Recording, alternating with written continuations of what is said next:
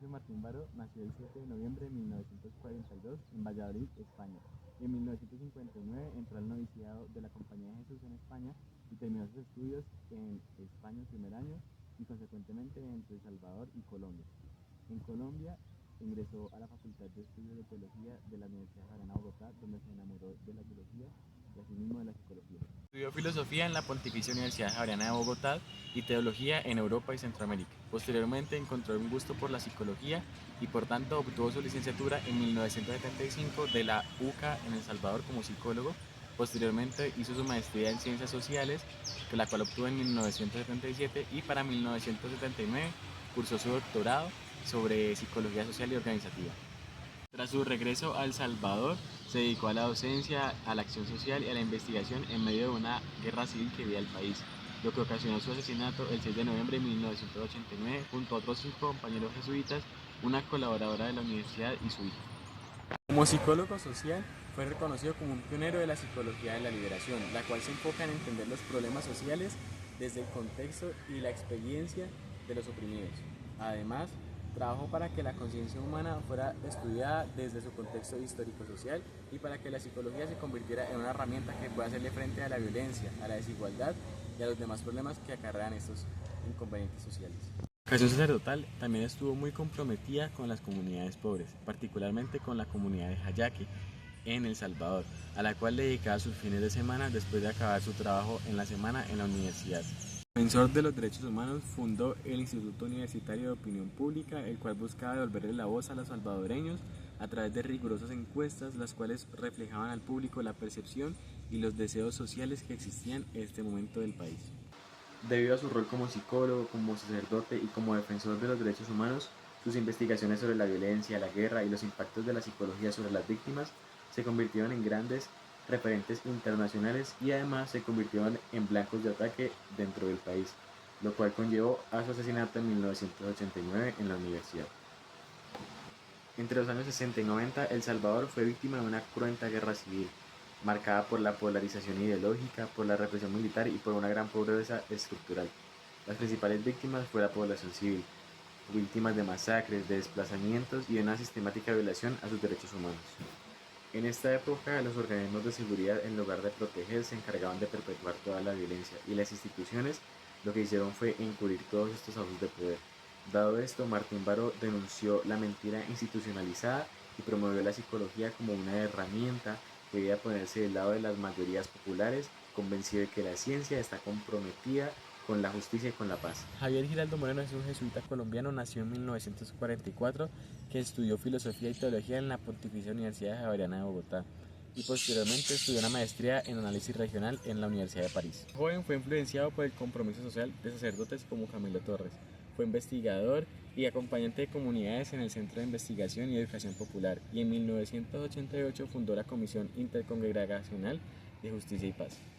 Ha sido secretario del Tribunal Permanente de los Pueblos para América Latina y ha recibido múltiples premios internacionales por su labor en defensa de los derechos humanos. Durante su vida ha acompañado de manera constante a la comunidad de paz de San José de Apartado, denunciando más de 2000 crímenes contra sus habitantes. Ha sufrido amenazas y persecuciones, pero nunca ha abandonado su compromiso social. Colombia ha vivido uno de los conflictos armados internos más largos del mundo, con enfrentamientos entre guerrillas, paramilitares, fuerzas del Estado y narcotraficantes. Este conflicto ha dejado más de 220.000 muertes entre 1958 y 2012, siendo la mayoría de estos civiles. En este contexto, Giraldo se convirtió en una de las voces más firmes en la denuncia de desapariciones forzadas, ejecuciones extrajudiciales y desplazamientos masivos.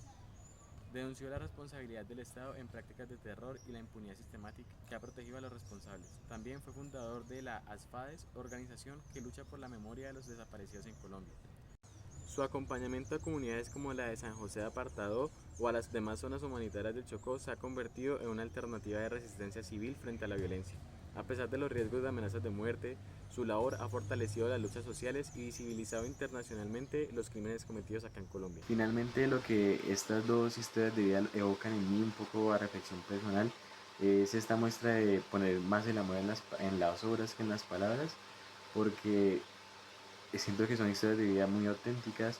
y que realmente se han importado por el servicio a una y por intentar construir una sociedad más justa y en paz, y siento que ahí surge pues parte de todo. Entonces, en ese sentido, siento que son hombres comprometidos y que me llaman también a mí como a tener ese compromiso y esa compasión como por lo que está sucediendo y sobre todo a estar en contacto y en constante comunicación y ejerciendo cierta labor con el mundo, ¿no? Y me llamaba mucho la atención de la charla que daba Martín Baró en el 20º Congreso de Psicología sobre que los economistas, los sociólogos y los psicólogos pues no estaban listos en ese momento para combatir, como para afrontar la situación social del país. Y siento que actualmente pasa un poco también, ¿no? Entonces lo tomo como un llamado a mí como estudiante de economía a seguirme formando, ¿no? Para, como para afrontar esta situación.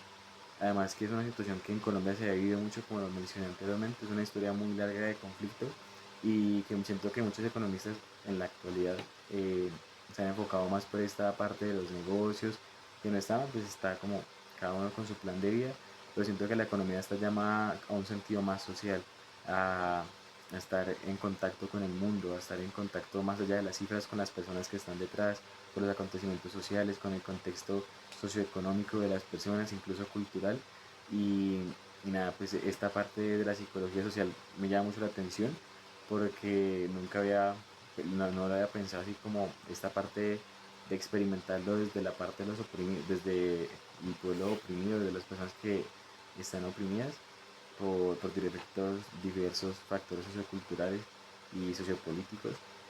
Y siento que un mundo en el que nos pongamos más en los zapatos del otro sería un mundo diferente, ¿no? Y siento pues que la labor que hagamos nosotros como estudiantes y estando en la cátedra y ejerciendo un poco lo que vayamos aprendiendo, pues si bien no es el cambio más gigante, pues sí puede ser el granito de arena que cada uno vaya aportando a una sociedad más justa y en paz. Y finalmente, en esta reflexión personal, me llama mucho la atención esta capacidad, bueno, esto que hizo Martín Baró, es que, pues si bien yo supongo que el miedo siempre estuvo presente, no permitió que ese miedo lo detuviera y siempre estuvo luchando por la verdad, incluso hasta dar la vida, que me parece algo